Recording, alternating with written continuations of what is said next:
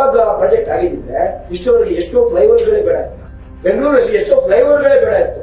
ಇನ್ನು 7.5 ಕೋಟಿ 1.5 ವರ್ಷದ್ದು ಅದು ಪ್ರಧಾನಮಂತ್ರಿ ಫಂಡ್ಗೆ ಹೋಗಿ 19.5 ಕೋಟಿ ನಾವು ಫಂಡ್ ನ ಎಂಪಿಲ್ಯಾಡ್ ಫಂಡ್ ನ ಉಪಯೋಗಿಸಿಕೊಂಡಿದ್ದೀವಿ. ಆನ್ಲೈನ್ ಅಲ್ಲಿ ಡೀಟೇಲ್ ಇವತ್ತಿನವರೆಗೂ ಡೇಟಾ ಏನಿದೆ ನೀವು ನೋಡಿದ್ರೆ 12 ಕೋಟಿ ರಿಲೀಸ್ ಮಾಡಿ, PC ಮೋಹನ್ ಅವರು 10 ಕೋಟಿ ರಿಲೀಸ್ ಮಾಡಿ, ಸದಾನಂದ ಗೌಡರು 10 ಕೋಟಿ ರಿಲೀಸ್ ಮಾಡಿ, ಪಾಕಿಸ್ತಾನಕ್ಕೆ ಒಂದು ರಾಷ್ಟ್ರ ಮಾಡಿಕೊಟ್ಬಿಟ್ಟು ಮುಸ್ಲಿಂ ರಾಷ್ಟ್ರ ಅಂತ ಮಾಡಿದ ತಪ್ಪು ಅಂತ. ಈಗ ಹಿಂದೂ ರಾಷ್ಟ್ರ ಬೇಕು ಅಂತ ಯಾವುದು ಸರಿ? ಕಾಂಗ್ರೆಸ್ ಅಭ್ಯರ್ಥಿ ಸೌಮ್ಯ ರೆಡ್ಡಿ ಅಂತ ನೋಡ್ರಿ, ಅವ್ರಿಗಿಂತ ನೀವು ಹೇಗೆ ಭಿನ್ನ?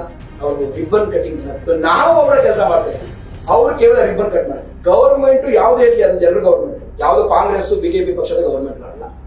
ಯಾವುದೇ ಸ್ಕೀಮ್ ಬಂದ್ರು ಅದು ಜನರಿಗೆ ತಲುಪುವಂತ ಕೆಲಸ. ಪ್ರಿಯ ವೀಕ್ಷಕರೇ ನಮಸ್ಕಾರ, ಪೀಪಲ್ ಟಿವಿಗೆ ಸ್ವಾಗತ. ಇವತ್ತು ನಮ್ಮ ಜೊತೆಗೆ ವಿಶೇಷ ಲೋಕಸಭಾ ಅಭ್ಯರ್ಥಿ ನಮ್ಮ ಜೊತೆಗಿದ್ದಾರೆ. ಇವತ್ತೆಲ್ಲ ರಾಜಕೀಯ ಅಂದ್ರೆ ಎಲ್ಲ ಗೊತ್ತಿರುವಂಥದ್ದೇ. ಅಂಡ್ ಹಣ ಕೋಟ್ಯಾಂತರ ರೂಪಾಯಿ ಹಂಚಿ ಗೆಲ್ಲುವಂಥವ್ರೆ ಹೆಚ್ಚು. ಅಂಥದ್ರ ಮಧ್ಯೆ ಜನರ ಹತ್ರನೇ ದೇಣಿಗೆ 1 ರೂಪಾಯಿ 2 ರೂಪಾಯಿ ಇಸ್ಕೊಂಡು ಒಂದು ರಾಜಕೀಯ ಮೌಲ್ಯವರ್ಧನೆಗಾಗಿರುವಂತಹ ಒಂದು KRS ಪಾರ್ಟಿಯ ಅಭ್ಯರ್ಥಿಯಾಗಿರುವ ರಘುಪತಿ ಭಟ್ ಅವರು, ಬೆಂಗಳೂರು ಸೌತ್ಗೆ ಅಭ್ಯರ್ಥಿಯಾಗಿರುವ ರಘುಪತಿ ಭಟ್ ಅವರು ನಮ್ಮ ಜೊತೆಗಿದ್ದಾರೆ. ನಮಸ್ಕಾರ ಸರ್. ನಮಸ್ಕಾರ. ಹೇಗಿದ್ದೀರಿ ಸರ್? ಹೇಗೆ ನಡೀತಾ ಇದೆ ಪ್ರಚಾರಕ್ಕೆ ಕೆಲಸ? ತುಂಬಾ ಚೆನ್ನಾಗಿದೆ. ಇದು ಒಂದು ರೀತಿ ಅನುಭವ. ಹೇಗೆ ಅಂದ್ರೆ ರವಿಕೃಷ್ಣ ರೆಡ್ಡಿ ಅವರ ನೇತೃತ್ವದಲ್ಲಿ ಪಕ್ಷ ಶುರು ಮಾಡಿ ಅವ್ರ ಜೊತೆ ಕೆಲಸ ಮಾಡಿ ತೋರಿಸಿ ಜನರ ಹತ್ರ ಓಟು ಕೇಳೋದಿದೆಯಲ್ಲ, ಆ ಒಂದು ಫೀಲಿಂಗೇ ಬೇರೆ. ಯಾಕಂದ್ರೆ ಜನ ನಮ್ ನೋಡಿದ ತಕ್ಷಣನೇ ಸ್ಮೈಲ್ ಕೊಟ್ಬಿಡ್ತಾರೆ. ಅವ್ರು ಆನ್ಲೈನ್, ಯೂಟ್ಯೂಬ್, ಫೇಸ್ಬುಕ್ ಅಲ್ಲಿ ಎಲ್ಲ ನೋಡಿರ್ತಾರೆ. ನೋಡಿ ಅವ್ರ ಸ್ಮೈಲ್ ಅಲ್ಲಿ ಗೊತ್ತಾಗ್ಬಿಡುತ್ತೆ ಇವರು KRS ಪಕ್ಷದ ಬಗ್ಗೆ ಹೆಮ್ಮೆಯಿಂದ ನೋಡ್ತಾ ಇದ್ದಾರೆ. ನಾವಾಗ ಹೇಳ್ತೀವಿ, ನೋಡಿ ಸರ್, ನಿಮ್ ಸ್ಮೈಲ್ ಏನಿದೆ ಅದೇ ನಮ್ಗೆ ಉತ್ಸಾಹ, ದಯವಿಟ್ಟು ಮತ ಹಾಕಿ ನಮ್ಗೆ ನೀವು ಬೆಂಬಲ ಕೊಡಬೇಕು ಅಂತ ಕೇಳ್ತಾರೆ. ಸೊ ಒಂಥರ ಎಷ್ಟು ವರ್ಷದಿಂದ KRS ಸೇರ್ಕೊಂಡಿದ್ರೆ? ಅದಕ್ಕೂ ಮೊದಲು ನಿಮ್ಮ ಹಿನ್ನೆಲೆ ಏನು? ಅಂದ್ರೆ ನೀವು ಯಾಕೆ ರಾಜಕೀಯಕ್ಕೆ ಬಂದ್ರಿ? ನಾನು ಮುಖ್ಯವಾಗಿ ಉಡುಪಿ ನಂದು ಮೂಲ. ನಾನು BE MBA ಇಂಜಿನಿಯರಿಂಗ್ ಮಾಡಿ MBA ಫೈನಾನ್ಸ್ ಮಾಡಿದ್ದು. ರಾಜಕೀಯಕ್ಕೆ ಯಾಕೆ ಅಂದ್ರೆ ನಾನು ನೋಡ್ತಾ ಇದ್ದೆ ಇಡೀ ರಾಜ್ಯದಲ್ಲಿ, ದೇಶದಲ್ಲಿ ಈ ವ್ಯವಸ್ಥೆ ಯಾವ ರೀತಿ ಜನರನ್ನ ಸಣ್ಣ ಸಣ್ಣ ವಿಚಾರಗಳಿಗೆ ನರಳಾಡೋದು ಮಾಡುವಂಥದ್ದು, ಈಗ ತಿನ್ನುವಂಥ ಪರಿಸ್ಥಿತಿ. ಸೊ ಅದರಿಂದ ನೋಡ್ಬಿಟ್ಟು ಹೇಗೆ ಇದನ್ನ ಬದಲಾವಣೆ ಮಾಡೋದು ನೋಡಿದಾಗ ಬೇರೆ ಪಕ್ಷಗಳಿದ್ವು, ಬಿಜೆಪಿ, ಕಾಂಗ್ರೆಸ್ ಅನ್ನುವಂಥದ್ದು ಇತ್ತು. ಆದ್ರೆ ನಂಗೆ ಗೊತ್ತಿತ್ತು ಅಲ್ಲೆಲ್ಲ ಯಾವ ರೀತಿ ನಡೆಯುತ್ತೆ ಅನ್ನೋವಂಥದ್ದು. ಇದು ನಮ್ಗೆ ಸೂಟ್ ಆಗಲ್ಲ ಅಂತ ಹೇಳಿ ಕಾಯ್ತಾ ಇದ್ದೆ, ಯಾವ್ದಾದ್ರು ಸಿಗುತ್ತಾ ಅಂತ ಮನಸ್ಸಿನ ಒಳಗಡೆ. ಆವಾಗ ಒಂದು ರಾಜಕೀಯ ಕ್ರಾಂತಿ, IAC ಮೂವ್ಮೆಂಟ್ ಆಯ್ತು, ಒಂದು ಪಕ್ಷ ಬಂತು, ಹೊಸ ಪಕ್ಷ, ಅದ್ರಲ್ಲಿ ಸೇರ್ಕೊಂಡ್ವಿ. ಆಮ್ ಆದ್ಮಿ ಪಾರ್ಟಿ ವಾಲಂಟರಿ ಆಗಿ. ಅದಾದ್ಮೇಲೆ ರವಿಕೃಷ್ಣ ರೆಡ್ಡಿ ಅವ್ರನ್ನ ಅಲ್ಲಿ ಫಾಲೋ ಮಾಡಿ ಶುರು ಮಾಡಿದೆ. ಸೊ ಮತ್ತೆ ಅವರು ಅಲ್ಲಿಂದ ಹೊರಗೆ ಬಂದ್ಮೇಲೆ ಅವ್ರನ್ನ ಫಾಲೋ ಮಾಡಿ ಲಂಚ ಮುಕ್ತ ಕರ್ನಾಟಕ ನಿರ್ಮಾಣ ವೇದಿಕೆಯಲ್ಲಿ ಪದಾಧಿಕಾರಿಯಾಗಿ, ಮತ್ತೆ 2018ರಲ್ಲಿ ಜಯನಗರ ಎಲೆಕ್ಷನ್ ಅವರು ಇಂಡಿಪೆಂಡೆಂಟ್ ಆಗಿ ಕಂಟೆಸ್ಟ್ ಮಾಡಿದ್ರು. ಆ ಎಲೆಕ್ಷನ್ ಅಲ್ಲಿ ನಾವು ಸ್ಪರ್ಧೆ ಮಾಡಿ ಅವ್ರ ಜೊತೆ ಪೂರ್ತಿ ಪ್ರಚಾರ ಮಾಡಿ ಅವ್ರ ಜೊತೆನೇ ಇದ್ದೆ ನಾನು. ಸೊ ಅದಾದ ನಂತರ ಒಂದು ಪಕ್ಷ ಕಟ್ಟಬೇಕು ಅಂತ ಒಂದು ನಿರ್ಧಾರ ಮಾಡಿದ್ವಿ. ಯಾಕಂದ್ರೆ ಇಂಡಿಪೆಂಡೆಂಟ್ ಆಗಿ ಜನ ಕೇಳ್ತಾ ಇದ್ರು ನಮ್ಗೆ, ಒಬ್ಬರೇ ಏನ್ ಮಾಡ್ತೀರಾ ಅನ್ನುವಂಥದ್ದು. ಒಂದು ಸೈನ್ಯನೇ ಕಟ್ಟೋಣ ಅಂತ ನಾವು ಮುಂದಕ್ಕೆ ಹೋದ್ವಿ. ರವಿಕೃಷ್ಣ ಅವರು ಓಕೆ ಅಂದ್ರು. ಎಲ್ಲ ರಾಜ್ಯಾದ್ಯಂತ ಜನರ ಅಭಿಪ್ರಾಯಗಳನ್ನ ತಗೊಂಡು ಒಂದು KRS ಪಕ್ಷ ಅನ್ನುವಂಥದ್ದನ್ನ ಒಂದು ಸ್ಥಾಪನೆ ಮಾಡಿದ್ವಿ ಎಲ್ಲ ಸೇರಿ. ನಾವು ಫೌಂಡರ್. ಎಷ್ಟು ವರ್ಷದಿಂದ? 2019ರಲ್ಲಿ. ಈ ಲಂಚ ಮುಕ್ತ ಕರ್ನಾಟಕ ವೇದಿಕೆ ಇದೆಯಲ್ಲ, ಇದು ರಿಜಿಸ್ಟರ್ಡ್, ಇದಕ್ಕೆ ಅಂದ್ರೆ ಕಾನೂನು ಮಾನ್ಯತೆ ಇದೆಯಾ? ರಿಜಿಸ್ಟರ್ಡ್ ವೇದಿಕೆ. ಇದರಲ್ಲಿ ನಾವು ಲಂಚ, ಭ್ರಷ್ಟಾಚಾರ ತಡೆಯುವಂಥದ್ದು, ಸೊಸೈಟಿ ಅವೇರ್ನೆಸ್ ಕ್ರಿಯೇಟ್ ಮಾಡುವಂಥದ್ದು, ಈ ಕಾನೂನು ಬಗ್ಗೆ, ಸರ್ಕಾರಿ ಸೇವೆಗಳ ಬಗ್ಗೆ ಎಲ್ಲದರ ಅರಿವು ಮೂಡಿಸುವಂಥದ್ದು, ಮತ್ತೆ ಜನರಲ್ ಆಗಿ ಅವೇರ್ನೆಸ್ ಕಾರ್ಯಕ್ರಮ ಏನಿದೆ ಅದನ್ನ ಉದ್ದೇಶವಾಗಿ ಇಟ್ಕೊಂಡು ಇದನ್ನ ಒಂದು 2-3 ಸಕ್ಸಸ್ಫುಲ್ ಸ್ಟೋರಿ ಹೇಳ್ಬೋದಾ? ಯಶೋಗಾಥೆಗಳನ್ನ ಹೇಳ್ಬೋದಾ? ಲಂಚ ಮುಕ್ತ ಕರ್ನಾಟಕ ನಿರ್ಮಾಣ ಯಶೋಗಾಥೆ ತುಂಬಾ ಇದೆ. ನಾವು ಆಸ್ಪತ್ರೆಗಳಲ್ಲಿ, ಸರ್ಕಾರಿ ಕಚೇರಿಗಳಲ್ಲಿ, ಆಮೇಲೆ ರೇಷನ್ ಅಂಗಡಿಗಳಲ್ಲಿ ಯಾವ ರೀತಿ ಅಭಿಯಾನ ಮಾಡಿದ್ವಿ ಅಂದ್ರೆ ಜನರಿಗೆ ಗೊತ್ತೇ ಇರಲಿಲ್ಲ ಈ ತರ ಪ್ರಶ್ನೆ ಮಾಡಬಹುದು, ಪ್ರಶ್ನೆ ಮಾಡಿ ನಮ್ಮ ಹಕ್ಕನ್ನು ನಾವು ಪಡ್ಕೋಬಹುದು ಅನ್ನೋದು ಜನರಿಗೆ ಅವೇರ್ನೆಸ್ ಇರಲಿಲ್ಲ. ಇದು ನಿಜಕ್ಕೂ ನಿಜ ಸರ್. ಯಾಕಂತಂದ್ರೆ ಬಹಳಷ್ಟು ಜನ ಈ ಯೂಟ್ಯೂಬ್ ಅಲ್ಲಿ ವಿಡಿಯೋಗಳು ನೋಡಿ KRS ಪಾರ್ಟಿಯಿಂದನೇ, ನೀವೇನ್ KRS ಕಾರ್ಯಕರ್ತರ ವಿಡಿಯೋಗಳು ನೋಡ್ಕೊಂಡೆ ಜನರು ಇವತ್ತು ಪ್ರಶ್ನೆ ಮಾಡೋದಕ್ಕೆ ಶುರು ಮಾಡಿಬಿಟ್ಟಿದ್ದಾರೆ. ಅದು ನಮಗೊಂದು ಭಾರಿ ಹೆಮ್ಮೆಯ ವಿಚಾರ. ಅವ್ರು ಅದನ್ನೇ ಹೇಳಿದ್ದಲ್ಲ ಅವಾಗಲೇ, ಅವರ ಮುಖದಲ್ಲಿ ಇರೋ ಸ್ಮೈಲೇ ನಮ್ಗೆ ಒಂಥರ ಉತ್ಸಾಹ. ಯಶೋಗಾಥೆಗಳು ಮುಖ್ಯವಾಗಿ ಈ ಆಸ್ಪತ್ರೆಗಳ ಅಭಿಯಾನಗಳು ಮಾಡಿದ್ವಿ. ಅಲ್ಲಿ ಕಿದ್ವಾಯಿ ಆಸ್ಪತ್ರೆ ಮುಖ್ಯವಾಗಿ, ಅಲ್ಲಿ ಹೇಗಾಗ್ತಿತ್ತು ಅಂದ್ರೆ ವಾಜಪೇಯಿ ಸ್ಕೀಮ್ ಅಂತ ಒಂದಿತ್ತು. ಅದರಲ್ಲಿ ಜನರಿಗೆ ಫ್ರೀ ಟ್ರೀಟ್ಮೆಂಟ್, ಒಂದು ಲಿಮಿಟ್ ವರೆಗೂ ಫ್ರೀ ಟ್ರೀಟ್ಮೆಂಟ್, BPL ಕಾರ್ಡ್ ಇರೋರಿಗೆ ಫ್ರೀ ಟ್ರೀಟ್ಮೆಂಟ್. ಅಲ್ಲಿ ಏನಾಗ್ತಿತ್ತು, ಅಲ್ಲಿ ಅವರು ಆಸ್ಪತ್ರೆಯಲ್ಲಿ ಮೆಡಿಸಿನ್ ಹೊರಗಡೆ ಬರ್ಕೊತಾರೆ. ನಮ್ಮ ಹತ್ರ ಇಲ್ಲ, ಸ್ಟಾಕ್ ಇಲ್ಲ ಅಂತ ಹೇಳ್ಕೊಂಡು ಹೊರಗಡೆ ಬರ್ಬೋದು. ಪಾಪ ಹೊರಗಡೆ ಹೋಗ್ಬಿಟ್ಟು ದುಡ್ಡು ಕೊಟ್ಟು ತಗೊಂಡ್ಬಂದು ಜನ ಡಬಲ್ ರೇಟ್ಗೆ ತಗೊಂಡ್ಬಂದು ಮಾಡ್ತಾ ಇದ್ರು. ನಾವಲ್ಲಿ ಹೋದಾಗ ನಮ್ಗೆ ಗಮನಕ್ಕೆ ಬಂದಾಗ ಏನಿದು ಈ ತರ ಇದೆಯಲ್ಲ ಅಂತ ನೋಡಿದಾಗ ಆಕ್ಚುಲಿ ಅವರು ಹೊರಗಡೆ ಬರೆದು ಕೊಟ್ರು ಆ ಏನ್ ತಗೊಂಡ್ ಬರ್ತಾರಲ್ಲ ದುಡ್ಡು ಕೊಟ್ಟು ಆ ದುಡ್ಡನ್ನ ರೀಇಂಬರ್ಸ್ ಮಾಡ್ಬೇಕು ಅಂತ ಇದೆ. ಜನರಿಗೆ ಯಾರಿಗೂ ಗೊತ್ತಿಲ್ಲ. ನಾವು ಹೋಗ್ಬಿಟ್ಟು ನೋಡಿ ಸರ್ ಈ ತರ ಇದೆ, ಜನ ಈ ತರ ಮಾಡ್ತಾ ಇದಾರೆ, ನೀವು ಇವ್ರಿಗೆಲ್ಲ ರೀಫಂಡ್ ಮಾಡ್ಬೇಕು ಅಂತ ಇಡೀ ಈ ಬೋರ್ಡ್ ಮೆಂಬರ್ಸ್ ಗಳದ್ದು ಮೀಟಿಂಗ್ ಕರೆದ್ವಿ. ನಮ್ಗೆ ಅಧಿಕಾರ ಏನಿಲ್ಲ, ನಾವೊಂದು NGO ಅಷ್ಟೇ. ಇಡೀ ಬೋರ್ಡ್ ಮೆಂಬರ್ಸ್ ಒಂದು ರೌಂಡ್ ಟೇಬಲ್ ಮೀಟಿಂಗ್ ಕರೆದು ಪ್ರತಿಯೊಬ್ಬರನ್ನ ಕರೆಸಿ ನಿಮ್ದು ಎಷ್ಟಿದೆ, ನಿಮ್ದು 1,25,000 ಒಬ್ಬೊಬ್ಬರದ್ದು ರೀಫಂಡ್ ಕೊಡಿಸಿದ್ವಿ, ಸೈನ್ ಮಾಡಿಸಿ, ಅಲ್ಲೇ ಸೈನ್ ಮಾಡಿಸಿ. ಯಾವ MLA MP ಬಂದಿರಲಿಲ್ಲ ಅದಕ್ಕೆ ಈ ತರದ್ದು. ಆಮೇಲೆ ಮುಖ್ಯವಾಗಿ ನಾವು ಈ ಟ್ರಾಫಿಕ್ ವಿಚಾರವಾಗಿ ಟೋವಿಂಗ್ ಇದೆಯಲ್ಲ, ಟೋವಿಂಗ್ ನಡೀತಾ ಇದ್ದು ಎಲ್ಲಂದ್ರಲ್ಲಿ ಬೈಕ್ ನ ಎತ್ತಾಕೊಂಡು ಹೋಗ್ಬಿಡೋದು, 1,600 ರೂಪಾಯಿ ಚಾರ್ಜ್ ಮಾಡ್ತೀವಿ, ಇಲ್ಲ ಲಂಚ ಕೊಟ್ಟು ಇಲ್ಲ ಚಾರ್ಜ್ ಮಾಡ್ತೀವಿ. ಈ ತರ ಲೂಟಿ ಮಾಡುವಂತ ಕೆಲಸ ಟೋವಿಂಗ್ ನಮ್ಮಿಂದ ಅವ್ರ ಮೇಲೆ ಕೆಲಸ ಕೃಷಿ ಮಾಡ್ತೀವಿ, ಅವ್ರು ಇಳಿಸ್ಬೇಕಾಯ್ತು ಟೋವಿಂಗ್ ನಮ್ಮಿಂದ. ಈ ತರದ 100 ಇದಾವೆ ಸರ್ಕಾರಿ ಕಚೇರಿಗಳಲ್ಲಿ. ನಾವು ಒಂದು 300 ಕಚೇರಿಗಳಲ್ಲಿ ಅಭಿಯಾನ ಮಾಡಿದ್ದೇವೆ. ಇವತ್ತಿನ ರಾಜಕೀಯ ಅಂತ ತಕ್ಷಣ ನಮ್ಗೆ ಇಮಿಡಿಯೇಟ್ ಇವತ್ತಿನ ಕಾಂಗ್ರೆಸ್ ಆಗಿರ್ಬೋದು, ಬಿಜೆಪಿ ಆಗಿರ್ಬೋದು, ಇದು ಹೇಗೆ ಅವರು ವಂಶಕ್ಕೆ ತಮ್ಮ ವಂಶಗಳಿಗೆ ಹೇಗೆ ಆದ್ಯತೆ ಕೊಟ್ಟಿದ್ದಾರೆ ಅಂತ ಗೊತ್ತಾಗಿದೆ. ಅಂದ್ರೆ ತಮ್ಮ ಮಕ್ಕಳಿಗೆ ಅವರು ಟಿಕೆಟ್ ಕೊಡುವಂಥದ್ದು ಯಾಕೆ ಕೊಡ್ತಾ ಇದ್ದಾರೆ ಅಂತಂದ್ರೆ, ಒಂದು ಅದು ರಾಜಕೀಯ ಒಂದು ಹಿನ್ನೆಲೆ ಇರಬೇಕು, ದುಡ್ಡು ಇರಬೇಕು, ಮತ್ತು ಅವ್ರ ಹಿನ್ನೆಲೆ ನೋಡ್ಕೊಂಡು ಆತ ಓಟ್ ಹಾಕ್ಬೇಕು ಅಂತ. ಅಂಥದ್ರಲ್ಲಿ ಒಬ್ಬ ಜನಸಾಮಾನ್ಯರಾಗಿದ್ದುಕೊಂಡು ನೀವು ಯಾಕೆ ನೀವು ಇವತ್ತಿನ ಒಂದು ದೊಡ್ಡ ಪಕ್ಷಗಳೆನಿಸಿಕೊಂಡಿರುವ ಬಿಜೆಪಿ ಅಥವಾ ಕಾಂಗ್ರೆಸ್ಗೆ ಸೇರ್ಬೋದಿತ್ತು, KRS ಗೆ ಯಾಕೆ ಸೇರಿದ್ರಿ? KRS ಗೆ ಸೇರೋದಲ್ಲ, ನಾವೇ ಕಟ್ಟಿರೋ ಪಕ್ಷ ಇದು, ನಾವು ಸೇರಿರೋದಲ್ಲ. ಅಲ್ಲ, ನೀವು ಕಟ್ಟೋದಾಗಿದ್ರು ಕೂಡ ನೀವು ಯಾವ್ದೋ ಕಾಂಗ್ರೆಸ್, ನೀವು ಕೇಡರ್ ಮಠದಿಂದ ನಿಮ್ಮ ಸ್ಥಳೀಯ ಜಾಗದಲ್ಲಿ, ನಿಮ್ ಜಾಗದಲ್ಲಿ ನೀವು ಕೇಡರ್ ಮಠದಿಂದ ಕಾಂಗ್ರೆಸ್ ಬಿಜೆಪಿ ಕಟ್ಕೊಂಡು ಮುಂದೆ ಬರ್ಬೋದಿತ್ತಲ್ಲ. ನೀವು ನೋಡ್ತಾ ಇರುವಾಗ ಈಗಲೇ ನೀವು ನಿಮ್ಮ ಪ್ರಶ್ನೆಯಲ್ಲೇ ಉತ್ತರ ಇದೆ ಅಂತ ಅನ್ಸುತ್ತೆ ನನಗೆ. ಯಾಕಂದ್ರೆ ವಂಶ ಪಾರಂಪರ್ಯ ರಾಜಕಾರಣ ಅವರು ಮಾಡ್ಕೊಂಡು ಬರ್ತಿದ್ದಾರೆ ಅಂದ್ರೆ ಅಲ್ಲಿ ನೀವು ಯಾರೇ ಹೋದ್ರು ನಿಮ್ಗೆ ಅವಕಾಶಗಳು ಸಿಗೋದಿಲ್ಲ. ಜನಸಾಮಾನ್ಯರಿಗೆ ಅಲ್ಲಿ ಅವಕಾಶಗಳು ಸಿಗೋ ಸಾಧ್ಯತೆ ಭಾರಿ ಕಮ್ಮಿ ಇದೆ. ಯಾಕಂದ್ರೆ ನಾನು 4 ಸಲ MP ಆಗಿರ್ತೀನಿ, MLA ಆಗಿರ್ತೀನಿ, ಅಷ್ಟರವರೆಗೆ ನನ್ನ ಮಗ ದೊಡ್ಡವನಾಗಿ ರೆಡಿ ಆಗಿರ್ತಾನೆ. ಸೊ ಅವನಿಗೆ ಟಿಕೆಟ್ ಕೊಡುವಂತ ವ್ಯವಸ್ಥೆ ಆಲ್ರೆಡಿ ಎಲ್ಲಾ ಕಡೆನೂ ಅದಕ್ಕೆ. ಈ ಸರಿನೂ ಅಷ್ಟೇನೆ, ಅವ್ರವ್ರ ಮಕ್ಕಳಿಗೆ ಅವರು ಟಿಕೆಟ್ಗಳು ಕೊಟ್ಟಿದ್ದಾರೆ. ಕ್ಷೇತ್ರ ಅಂದ್ರೆ ಅವ್ರ ಅವರ ಒಂದು ಆಸ್ತಿ ಅನ್ಕೊಂಡ್ಬಿಟ್ಟು ಮಾಡ್ತಾ ಇದ್ದಾರೆ. ಅದನ್ನೆಲ್ಲ ಗಮನಿಸಿನೇ ನಾವು ಇಲ್ಲಿ ಹೋದ್ರೆ ಯಾರಿಗೂ ಒಳ್ಳೇದಾಗೋದಿಲ್ಲ, ನಾವು ಇದನ್ನ ಇಲ್ಲಿ ಬೆಳೆಯೋದಕ್ಕಾಗೋದಿಲ್ಲ ಅಂತ ಗೊತ್ತಿಲ್ಲ. ಮತ್ತೆ ಅಲ್ಲಿ ನಡೀತಿರೋ ಭ್ರಷ್ಟಾಚಾರ, ನಾವು ಆ ಭ್ರಷ್ಟಾಚಾರ ಇಲ್ಲದೇನೆ ಪ್ರಾಮಾಣಿಕವಾಗಿ ಮಾಡಬೇಕು ಈ ವ್ಯವಸ್ಥೆ, ಆವಾಗಲೇ ಸುಧಾರಣೆ ಬರೋದು ಅಂತ ನಾವು ನಮ್ಮ ಉದ್ದೇಶ ಇರೋದು. ಸೊ ಇಲ್ಲಿ ಇವರು ಮಾಡ್ತಾ ಇರೋದ್ರಿಂದ ಈಗ ನಾನು ಸೇರ್ಕೊಂಡ್ರೆ ಅಲ್ಲಿರುವ ಇನ್ನೊಬ್ಬ ಭ್ರಷ್ಟನ ನಾವು ಜಸ್ಟಿಫೈ ಮಾಡ್ಕೋಬೇಕಾಗುತ್ತೆ. ಅವ್ನು ಮಾಡಿದ್ ಸರಿ, ಇವ್ನು ಮಾಡಿರೋದು ತಪ್ಪು ಅನ್ನೋದು ನಾನು ಹೇಳ್ಬೇಕಾಗುತ್ತೆ. ಅದನ್ನ ನಾವು ಮಾಡಕ್ ಮನಸ್ಸು ಒಪ್ಪಲ್ಲ. ಸೊ ಆದ್ರಿಂದಾಗಿ ನಾವು ಒಂದು ನಮ್ದೇ ಆದ ಒಂದು ಪಕ್ಷ ಬೇಕು, ಪ್ರಾಮಾಣಿಕರಿಗೆ ಒಂದು ಅವಕಾಶ ಬೇಕು, ಒಂದು ವೇದಿಕೆ ಬೇಕು ಅನ್ನೋ ನಿಟ್ಟಿನಲ್ಲಿ ರವಿಕೃಷ್ಣ ರೆಡ್ಡಿ ಅವರು ನಿರ್ಧಾರ ಮಾಡಿರೋದ್ರಿಂದ ನಾವು ಅದಕ್ಕೆ ಸಪೋರ್ಟ್ ಆಗಿ. ನೀವು ಭ್ರಷ್ಟಾಚಾರ ಅಂದ ತಕ್ಷಣ ನೆನಪಿ ಬಂದರು, ಇವತ್ತಿನ ನಿರ್ಮಾಣದಲ್ಲಿ ಭ್ರಷ್ಟಾಚಾರ ರಹಿತ ಚುನಾವಣೆಗಳನ್ನು ನಡೆಸಲಿಕ್ಕೆ ರಾಜಕೀಯ ಮಾಡಲಿಕ್ಕೆ ಸಾಧ್ಯ ಇದೆಯಾ? ಇದು ತುಂಬಾ ಶಿಡಿಕತನ ಅನ್ಸೋದಿಲ್ವಾ ಅಂತ. ಯಾಕಂದ್ರೆ 1000 ಕೋಟಿ ಬೇಕು, ಒಂದು ಪರ್ ಹೆಡ್ ನಿಮಗೆ 2,000 3,000 ಈ ತರ ಹಂಚುವಂಥದ್ದು ಜಾಸ್ತಿನೇ ಇರ್ಬೋದು. ಅಂತ ವಾತಾವರಣದಲ್ಲಿ ಏನು ₹1 ಇಲ್ಲದೆ ನೀವು ಜನರಿಂದನೇ ದೇಣಿಗೆ ಇಟ್ಕೊಂಡು ಇಸ್ಕೊಂಡು ಜನರಿಗೆ ಮಾಡುವಂತದ್ದು ಇತ್ತು ಹಿಂದೆ, ಸಮಾಜವಾದಿ ಪಾರ್ಟಿಗಳಿಂದೆಲ್ಲ ಆ ತರದ ವಾತಾವರಣ ಇತ್ತು. ಇವಾಗ ತುಂಬಾ ಸಿನಿಕತನ ಅನ್ಸೋದಿಲ್ವಾ? ಅದು ಸಿನಿಕತನ ಅನ್ಸುತ್ತೆ, ಆದ್ರೆ ಅದು ಸತ್ಯ ಅಲ್ಲ, ಅನ್ಸೋದಷ್ಟೇ. ಅದು ಒಂದು ಅಭಿಪ್ರಾಯ ಅಷ್ಟೇನೆ. ಆ ಅಭಿಪ್ರಾಯನ ಬದಲಾಯಿಸ್ಬೇಕು ನಾವು. ಯಾಕೆ ಬದಲಾಯಿಸ್ಬೇಕು? ಬದಲಾಯಿಸೋದಂದ್ರೆ ಬದಲಾಯಿಸಕ್ ಆಗಲ್ಲ ಅಂತ ಏನಿಲ್ಲ, ಅಭಿಪ್ರಾಯನ ಬದಲಾಯಿಸಬಹುದು. ಈಗ ಏನು ದುಡ್ಡು ಹಂಚಿ ಹಣ ಹೆಂಡ ಹಂಚಿ ರಾಜಕೀಯ ಮಾಡ್ತಾ ಇದ್ದಾರೆ, ಯಾಕೆ ಅದು ಸಕ್ಸಸ್ ಆಗ್ತಾ ಇದೆ ಅಂತ ನಾವು ನೋಡ್ಬೇಕು ಅಷ್ಟೇ. ಯಾಕೆ ಅಂದ್ರೆ ಜನ ಅಸಹಾಯಕರಾಗಿದ್ದಾರೆ. ಜನರಿಗೆ ಬಲ ತುಂಬಬೇಕು. ಜನರಿಗೆ ನೀವು ಈ ತರ ಮಾಡೋದ್ರಿಂದ ನಿಮ್ಗೆ ಲಾಭ ಜಾಸ್ತಿ ಇದೆ, ಈ ತರ ಮಾಡೋದ್ರಿಂದ ಲಾಭ ಕಮ್ಮಿ ಇದೆ ಅಂತ ಒಂದು ಅವೇರ್ನೆಸ್ ಕ್ರಿಯೇಟ್ ಮಾಡಬೇಕು. ಬೆಂಬಲ ಜಾಸ್ತಿ, ನಾವು ಅವರಿಗೆ ಇದು ಜಾಸ್ತಿ ಅವೇರ್ನೆಸ್ ಕ್ರಿಯೇಟ್ ಮಾಡಬೇಕು. ಅದು ಆಗ್ತಾ ಹೋಗ್ತಾ ಇದ್ದಂಗೆ ಇದು ಒಂದೇ ಸಲಕ್ಕೆ ಲಾಸ್ಟ್ 30-40 ವರ್ಷಗಳಿಂದ ನಡ್ಕೊಂಡು ಬಂದಿರುವಂತಹ ವಿಚಾರ ನಾವು ಒಂದೇ ದಿನದಲ್ಲಿ 5 ವರ್ಷದಲ್ಲಿ ಸರಿ ಮಾಡ್ತೀವಿ ಅನ್ನೋದು ಆಗಲ್ಲ. ನಾವು ಇದನ್ನ ಸಮಯ ತಗೊಳುತ್ತೆ, ಈ ನಿರೀಕ್ಷೆಯಿಂದಲೇ ಬಂದಿದ್ದೀವಿ. ಆದ್ರೆ ಜನ ನಮ್ಗೆ ಸಪೋರ್ಟ್ ಮಾಡ್ತಾ ಇದ್ದಾರೆ.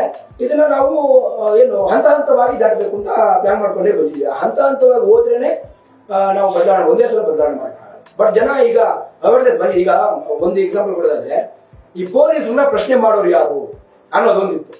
ಯಾರಪ್ಪ ಪ್ರಶ್ನೆ ಮಾಡೋರು, ಹೇಗಪ್ಪ ಅವ್ರನ್ನ ಹೋಗಿ ನಮ್ಗೆ ಉಲ್ಟಾ ಕೇಸ್ ಬಂದ್ಬಿಡುತ್ತೆ, ನಮ್ಗೆ ಹೊಡಿತಾರೆ ಬಡಿತಾರೆ ಅಂತ ಒಂದಿತ್ತು. ಅದು ಈಗೇನಾಯ್ತು, ನಾವು ಅದನ್ನ ಮಾಡಿ ತೋರಿಸಿದ್ವಿ. ಪ್ರಶ್ನೆ ಮಾಡಿ ನಮ್ಮ ಹಕ್ಕುಗಳನ್ನ ನಾವು ಪಡೆಯೋದು ಹೇಗೆ ಅಂತ ಜನರಿಗೆ ತೋರಿಸ್ಕೊಟ್ವಿ. ಜನ ಈಗ ಅವರಾಗಿ ಪ್ರಶ್ನೆ ಮಾಡಿದ್ರು, FIR ಮಾಡು ಅಂತ ಹೇಳ್ತಿದ್ದಾರೆ. FIR ಮಾಡಿಲ್ಲ ಅಂದ್ರೆ ನಂಗೆ ಎಕ್ನಾಲಜ್ಮೆಂಟ್ ಕೊಡು ಅಂತ ಹೇಳ್ತಾರೆ. ಮೊದಲು ಎಕ್ನಾಲಜ್ಮೆಂಟ್ ಕೊಡ್ತಾ ಇಲ್ಲ, ಪೊಲೀಸ್ ಏನೋ ಹೇಳ್ಬಿಡೋರು ಕಳಿಸೋರು, ಈಗ ಕೇಳ್ತಾರೆ. ಸೊ ಕೇಳುವಂತೆ ನಾವು ಮಾಡಿದ್ವಿ. ಇದೇ ರೀತಿ ನಾವು ಹಂತ ಹಂತವಾಗಿ ಇದನ್ನ ಮಾಡ್ತೀವಿ. ಅದು ಏನಾಗಿದೆ ಅಂದ್ರೆ ಇವತ್ತು ಚುನಾವಣೆ ಅನ್ನೋದು ಒಂದು ಇದು ಬಿಸ್ನೆಸ್ ತರ ಆಗ್ಬಿಟ್ಟಿದೆ. ಜನಕ್ಕೆ ಎಷ್ಟೆಷ್ಟು ಅವತ್ತು ಹಂಚುತ್ತಾರೆ, ಜನರು ಕೂಡ ಕರೆಕ್ಟ್ ಆಗ್ಬಿಟ್ಟಿದ್ದಾರೆ. ನನ್ಗೆ ಎಷ್ಟು ಕೊಡ್ತೀಯಾ, ನಮ್ಗೆ ಇಷ್ಟು ಓಟ್ ಇದೆ ನಮ್ಮ ಮನೇಲಿ, ನಮ್ಗೆ ಎಷ್ಟು ಕೊಡ್ತೀಯಾ ಅದ್ರ ಮೇಲೆ ನಾನು ಓಟ್ ಕೊಡ್ಬೇಕು ಬೇಡ ಅನ್ನೋದು ಮನಸ್ಥಿತಿ ಇದೆ. ಈ ಮನಸ್ಥಿತಿನ ಅಂದ್ರೆ ಹೇಗೆ ನೀವು ಬದಲಾಯಿಲ್ಲ ಅಂದ್ರೆ ನೀವು ಏನು ಕೊಡದೆ ಕಾಲಿ ಕಾಯಿಲೆ ಹೋದ್ರೆ ನಿಮ್ಮನ್ನ ರಿಸೀವ್ ಮಾಡ್ತಾರ ಅಂತ ಜನ. ಮೊನ್ನೆ ಒಬ್ರು ನಾನು ಕೇಳಿದ್ರು, ಹುಡುಗ, ಸರ್ ಎಷ್ಟು ಕೊಡ್ತೀರಾ, 3 ಜನ ಇದ್ವಿ, 3,000 ಕೊಡಿ. ಬಾರಪ್ಪ ಇಲ್ಲಿ ಕಾಮನ್ ಇದೆ. ಬಾರಪ್ಪ ಇಲ್ಲಿ. ಅಲ್ಲಪ್ಪ ನೀನು 3,000 ಯಾಕೆ ಕೇಳ್ತಿದ್ಯಾ, ಜಾಸ್ತಿ ಕೇಳ್ಬೇಕಲ್ವ? ಅವ್ನು ಶಾಕ್ ಅದ, ಜಾಸ್ತಿ ಕೇಳ್ಬೇಕಾ, ನಾನು ಕಮ್ಮಿ ಕೇಳ್ಬಿಟ್ನಾ? ಬಾ ಹೇಳ್ತೀನಿ. ನಮ್ದು 3,80,000 ಕೋಟಿ ಬಜೆಟ್ ಇದೆ ರಾಜ್ಯದ. ಆ ಬಜೆಟ್ ಲೆಕ್ಕದಲ್ಲಿ ನೋಡಿದ್ರೆ ಪ್ರತಿ ವರ್ಷ ಒಬ್ಬೊಬ್ಬರಿಗೂ 1,1 ಲಕ್ಷ ರೂಪಾಯಿ ಕೊಡ್ಬೇಕು ಸರ್ಕಾರದಿಂದ. 5 ವರ್ಷಕ್ಕೆ ಲೆಕ್ಕ ಹಾಕಿದ್ರೆ 5 ಲಕ್ಷ ರೂಪಾಯಿ ಕೊಡ್ಬೇಕು. ಸೊ ನೀನು 3 ಜನರಿಗೆ 3,000 ರೂಪಾಯಿ ಕೇಳಿದ್ಯಾ, 15 ಲಕ್ಷ ಕೇಳ್ಬೇಕಪ್ಪ. ಯಾಕೆ ಕೇಳಿಲ್ಲ ಅಂತ ಅವ್ನು ಶಾಕ್ ಆಗೋದ. ಹೌದಾ, ಈ ಅವೇರ್ನೆಸ್ ಇಲ್ಲ ಜನರಿಗೆ. ನಾನು 3,000 ರೂಪಾಯಿಗೆ ಒಂದು ಮತ ಕೊಡ್ತಾ ಇದ್ದೀನಿ ಅಂತ ತಿಳ್ಕೊಂಡ್ರೆ ಮತಕ್ಕೆ ಏನ್ ಲೆಕ್ಕಕ್ಕಿಲ್ಲ ಅಂತ. ಆ ಮತ 15 ಲಕ್ಷ ರೂಪಾಯಿ ಅಂತ ಅವ್ನಿಗೆ ಗೊತ್ತಿಲ್ಲ. ಅದನ್ನ ಅವೇರ್ನೆಸ್ ನಾವು ಕ್ರಿಯೇಟ್ ಮಾಡ್ತಾರೆ. ಇದರಿಂದ ಜನ ಬದಲಾಗ್ತಾರೆ, ಯೋಚನೆ ಮಾಡ್ತಾರೆ. ಸೊ ಇದು ಆಗ್ಬೇಕಾಗಿದೆ. ಈಗ ನಾವು ಕ್ಷೇತ್ರಕ್ಕೆ ಬಂದ್ರೆ ಸೌತ್ ಕೇಂದ್ರದಲ್ಲಿ ತೇಜಸ್ವಿ ಸೂರ್ಯ ಇದ್ದಾರೆ, ಬಿಜೆಪಿ ಪಾರ್ಟಿಯಿಂದ ತುಂಬಾ ಮಾತುಗಾರ, ಒಳ್ಳೆ ಮಾತುಗಾರ. ಆಮೇಲೆ ಸೌಮ್ಯ ರೆಡ್ಡಿ ಅವರು ಇದ್ದಾರೆ ಕಾಂಗ್ರೆಸ್ ಪಾರ್ಟಿಯಿಂದ. ಇವ್ರ ಜೊತೆ ನೀವು ಹೇಗೆ ಫೈಟ್ ಮಾಡ್ತೀರಾ, ಹೇಗೆ ಸ್ಪರ್ಧೆಗಿಳಿತೀರಾ? ಆದ್ರೆ ಜನ ಅದನ್ನೇ ನಮಗೂ ನೀವು ಹೇಳಿರೋ ಪ್ರಶ್ನೆನೇ ಕೇಳಿದ್ರು. ನಿಮ್ದು ಫೈಟು, ನೀವು ಫೈಟ್ ಅಂದ್ರೆ ನೀವು ಕಾಂಗ್ರೆಸ್ ಪರನ ಬಿಜೆಪಿ ಪರನ ಅಂತ ಕೇಳಿ. ಸರ್, ನಾವು ಇಬ್ರು ಪರನೂ ಅಲ್ಲ, ನಾವು ಇಬ್ರು ವಿರುದ್ಧ ಹೋರಾಟ ಮಾಡ್ತಿಲ್ಲ, ನಾವು ಜನರ ಪರ. ಈ ಒಂದು ಥೀಮ್ ಇಟ್ಕೊಂಡು ನಾವು ಹೋಗ್ತಾ ಇರೋದು. ಜನರ ಪರ ಅಂತ ಯಾಕೆ ಹೇಳ್ತಿದ್ರೆ ಜನರ ಕೆಲಸ ನಾವು ಮಾಡ್ಕೊಡ್ತೀವಿ. ಜನರ ಹತ್ರ ಹೋಗಿ ನಾವು ನೋಡಿ ಸರ್, ವ್ಯವಸ್ಥೆ ಈ ತರ ಇದೆ, ಈ ವ್ಯವಸ್ಥೆಯನ್ನ ಸುಧಾರಣೆ ಮಾಡಿದ್ರೆ ಮಾತ್ರ ಮುಂದಕ್ಕೆ ಲಾಭ ಬರುವಂಥದ್ದು. ಯಾರಿಗೆ? ಜನರಿಗೆ. ಈಗಿರೋ ವ್ಯವಸ್ಥೆನ ಮುಂದುವರಿಸಿದ್ರೆ, ಸಿಂಪಲ್ ಪ್ರಶ್ನೆ ಕೇಳ್ತೀನಿ ಅವರಿಗೆ.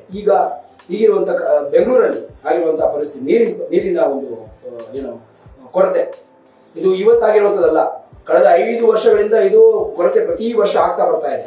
ಸೊ ಇದನ್ನ ನಾವು ಯಾಕೆ ಆಗಿದೆ ಅಂತ ಕೇಳ್ತೀವಿ. ಬೆಳಿಗ್ಗೆ ನೀವು ಬೆಂಗಳೂರಲ್ಲಿ ಮಲಗಿ ಎದ್ದಾಗ ಬೆಳಿಗ್ಗೆ ನೀವು ಬೆವರು ಸುರಿತಾ ಇರುತ್ತೆ. ಯಾಕೆ? ಮೊದಲಾಗಿತ್ತಾ ಇದು? ಬೆಂಗಳೂರಲ್ಲಿ ಚಳಿ ಇರುತ್ತೆ ಬೆಳಿಗ್ಗೆ, ಯಾಕಾಗಿದೆ ಅಂತ ಕೇಳ್ತೀವಿ.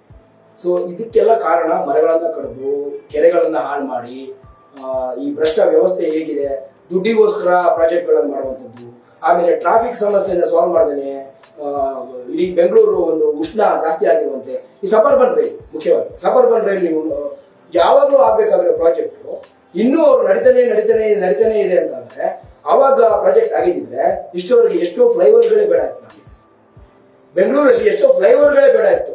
ಅದನ್ನೆಲ್ಲ ದುಡ್ಡು ವೇಸ್ಟ್. ಅದರಿಂದಾಗಿ ಏನು ಉಷ್ಣಾಂಶ ಜಾಸ್ತಿ ಆಗಿರೋದು, ಟ್ರಾಫಿಕ್ ಈಗ ನೋಡಿದ್ರೆ ಅದಕ್ಕೂ ಟ್ರಾಫಿಕ್ ಎಲ್ಲೂ ನೋಡಿದ್ರು ಸಮಸ್ಯೆನೆ. ಸೊ ಇದನ್ನೆಲ್ಲ ಅವ್ರಿಗೆ ಹೇಳ್ತಾರೆ, ಅರಿವು ಮೂಡಿಸ್ತಾರೆ, ಜನರಿಗೆ ಹೌದು ಅನಿಸ್ತಾ ಇದೆ. ಬಟ್ ಇನ್ನೂ ಒಂದ್ ಸ್ವಲ್ಪ ಮತಗಳ ಕನ್ವರ್ಟ್ ಆಗಕ್ಕೆ ಸಮಯ ತಗೊಳುತ್ತೆ. ಇವರಿಬ್ಬರ ವಿರುದ್ಧ ನಮ್ಮ ಫೈಟ್ ಇಲ್ಲ. ಜನರಿಗೆ ಏನ್ ಬೇಕು, ಜನರ ಪರವಾಗಿ ನಾವು ಮಾಡ್ತೇವೆ. ನೀವು ಸುಮಾರು ಜಯನಗರ KRS ಪಾರ್ಟಿಯಿಂದ ಜಯನಗರ ಕ್ಷೇತ್ರದಲ್ಲಿ ತುಂಬಾ ಎಫರ್ಟ್ ಹಾಕ್ತಿದ್ರ. ಹಿಂದೆ ರವಿಕೃಷ್ಣ ರೆಡ್ಡಿ ಅವರು ಕೂಡ ನಿಂತಿದ್ದು ತುಂಬಾ ಅಂತರದಿಂದ ಸೋತರು. ಅಂತ ಅಂದ್ರೆ ಒಂದು 15-20 ವರ್ಷಗಳಿಂದ ನೀವು ತುಂಬಾ ಮೌಲ್ಯಯುತ ರಾಜಕೀಯ ನನ್ಗೆ ಪರ್ಸನಲಿ ನಾನು ತುಂಬಾ ಲೈಕ್ ಮಾಡ್ತೀನಿ. ಬಟ್ ಅದು ಹೇಗೆ ಅದು ಕನ್ವರ್ಟ್ ಆಗುತ್ತಾ ಅಂತ, ಕನ್ವರ್ಟ್ ಆಗುತ್ತಾ ಅಂತ? ಆಗುತ್ತೆ, ಆದ್ರೆ ತುಂಬಾ ಶಾರ್ಟ್ ಟರ್ಮ್ ನಾವು ನೋಡಬಾರ್ದು. ನಾವು ಲಾಂಗ್ ಟರ್ಮ್ ಪ್ರಾಜೆಕ್ಟ್ ತರ ತಗೋಬೇಕಿದೆ. ನಾನು ಮತದಾರರಲ್ಲಿ ಒಂದೇ ಹೇಳುವುದು, ಸರ್ ನೀವು ನಮಗೆ 2 ಮತ ಕೊಡ್ಬೇಕಾಗುತ್ತೆ. ಒಂದು, ನಾವು ಗೆಲ್ಲುವಂತ ಪಕ್ಷನ ಅಂತ ನೋಡ್ಬೇಡಿ, ನಾವು ಗೆಲ್ಲುವಂತ ಪಕ್ಷನೇ, ಆದ್ರೆ ಯಾವ ರೀತಿ ಗೆಲ್ತೀವಿ ಅಂತ ಅವ್ರು ಹೇಳ್ತೀವಿ. 2 ಮತ ನೀವು ಕೊಡ್ಬೇಕಾಗುತ್ತೆ. ಒಂದು ಮತ ಈ ಸರಿ ನಮಗೆ ಶಕ್ತಿ ತುಂಬುದು, ಇನ್ನೊಂದು ಮತ ಮುಂದಿನ ಸಲ ಗೆಲ್ಲೋದಕ್ಕೆ. ಸೊ ನೀವು ಹಾಕ್ತಿರೋದು ಗೆಲ್ಲೋ ಪಕ್ಷಕ್ಕೆ. ಸೊ ಈ ಏನು ಒಳ್ಳೆತನ ಅಂತ ಹೇಳ್ತೀವಿ, ಗೆಲ್ಲೋದಿಲ್ಲ ಅಂತ ತಿಳ್ಕೊಬಿಡಿ, ಗೆಲ್ಲೋವಂಥದ್ದೇ. ಸೊ ಬೇರೆ ಯಾರೋ ಗೆಲ್ಲುವಂತ ಪಕ್ಷ ಅಂತ ಹೇಳ್ಕೊಂಡು ಕಳ್ಳರಿಗೆ ಓಟ್ ಹಾಕಿದ್ರೆ ನೆಕ್ಸ್ಟ್ ಟೈಮ್ ಇದೇ ಪ್ರಶ್ನೆ ನಮ್ಮನ್ನು ಮತ ಕೇಳ್ತೀರ ಅಂತ ಹೇಳಿ ನಾವು ಅವ್ರಿಗೆ ಹೇಳ್ತೇವೆ. ಅರ್ಥ ಆಗ್ತದೆ. ಬಿಜೆಪಿಯ ತೇಜಸ್ವಿ ಸೂರ್ಯ ಅವರು ತಗೊಂಡ್ರೆ ಅವ್ರಿಗಿಂತ ನೀವು ಹೇಗೆ ಭಿನ್ನ? ತೇಜಸ್ವಿ ಸೂರ್ಯ ಅವರು ನಾನು ಮೊದಲೇ ಅವ್ರಿಗೆ ಓಟ್ ಹಾಕಬೇಕು, ನಿಮ್ಗೆ ಯಾಕೆ ಓಟ್ ಹಾಕ್ಬೇಕು? ಮೊದಲೇ ಅವ್ರ ಬಗ್ಗೆ ಹಲವಾರು ವಿಡಿಯೋಗಳನ್ನ ನಾವು ಮಾಡಿದ್ವಿ. ಒಂದು ಸಿಂಪಲ್ ಆಗಿ ನಿಮ್ಗೆ ಹೇಳೋದು, MP ಲ್ಯಾಡ್ಸ್ ಫಂಡ್ಸ್ ಅಂತ ಒಂದು, ಅದು ಪ್ರತಿ ವರ್ಷ 5 ಕೋಟಿ ಒಬ್ಬ ಎಂಪಿಗೆ ಕ್ಷೇತ್ರಾಭಿವೃದ್ಧಿಗೋಸ್ಕರ ಫಂಡ್ಗಳನ್ನ ಕೊಡ್ತಾರೆ.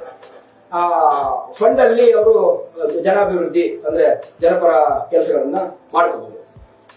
ಇವ್ರು ಏನ್ ಮಾಡಿದ್ದಾರೆ, 5 ಕೋಟಿ ಮೊದಲನೇ ವರ್ಷ ರಿಲೀಸ್ ಆಗಿದೆ ತಗೊಂಡು ಕೆಲವು ಕಡೆ ಕೊಟ್ಟಿದ್ದಾರೆ, ಅದ್ರ ಬಗ್ಗೆ ಹೇಳ್ತೀನಿ.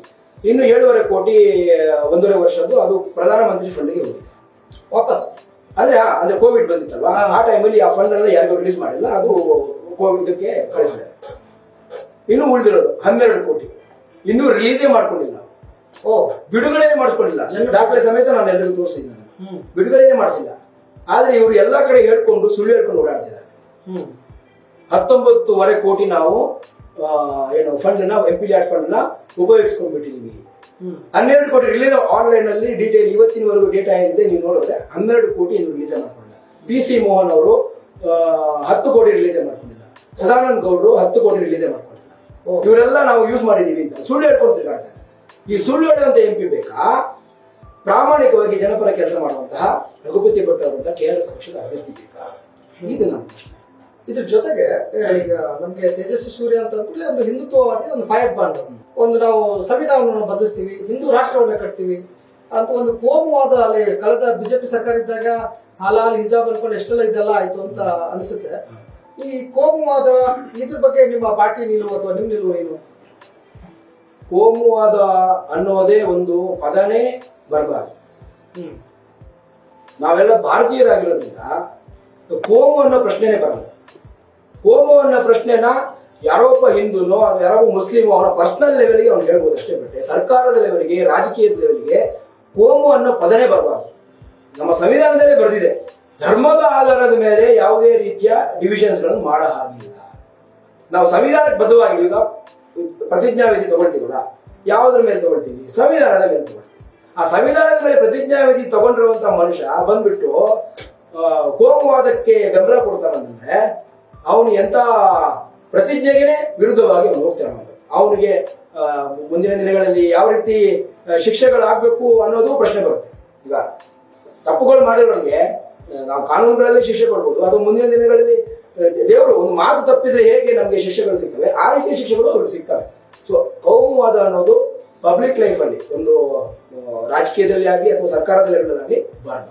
ಹಿಂದೂ ರಾಷ್ಟ್ರ ಬೇಕಾ ಬೇಡವಾ ನಿಮ್ಮ ಪ್ರಕಾರ? ಹಿಂದೂ ರಾಷ್ಟ್ರ ಅಂತ ಮಾಡೋದಾದ್ರೆ ಈಗ ಹಿಂದೂ ರಾಷ್ಟ್ರದ ಬಗ್ಗೆ ಮಾತಾಡುವಂತ ಜನ ಮುಸ್ಲಿಂ ರಾಷ್ಟ್ರ ಮಾಡಿದ ತಪ್ಪು ಅಂತ ಹೇಳ್ತಾರೆ. ಪಾಕಿಸ್ತಾನಕ್ಕೆ ಒಂದು ರಾಷ್ಟ್ರ ಕೊಟ್ಬಿಟ್ಟು ಮುಸ್ಲಿಂ ರಾಷ್ಟ್ರ ಅಂತ ಮಾಡಿದ ತಪ್ಪು ಅಂತ ಹೇಳ್ತಾರೆ. ಈಗ ಹಿಂದೂ ರಾಷ್ಟ್ರ ಬೇಕು ಅಂತ ಹೇಳ್ತಾರೆ. ಯಾವುದು ಸರಿ?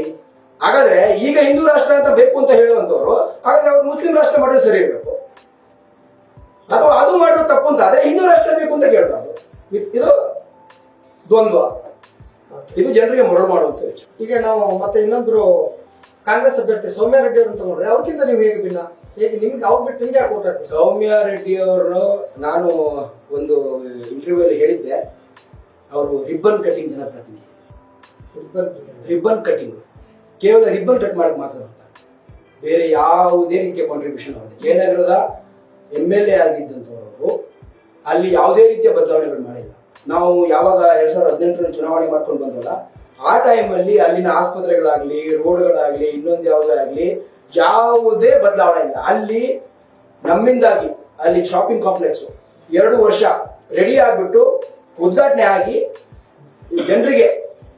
ಜನರ ಕೆಲಸಕ್ಕೆ ಅದು ಉಪಯೋಗ ಆಗಿ 2 ವರ್ಷ ನಿಂತಿತ್ತು. ನಾವು ಹೋರಾಟ ಮಾಡಿ ಅದನ್ನ ತೆರೆಸಿದ್ವಿ, ಜನರಿಗೆ ಕೆಲಸ ಮಾಡೋದಕ್ಕೆ. ಅದು ನಾವು ಮಾಡೋದು KRS ಲಂಚ ಮುಕ್ತ ಕರ್ನಾಟಕ ವೇದಿಕೆಯಿಂದ ನಾವು ಮಾಡೋದು ಕೆಲಸ.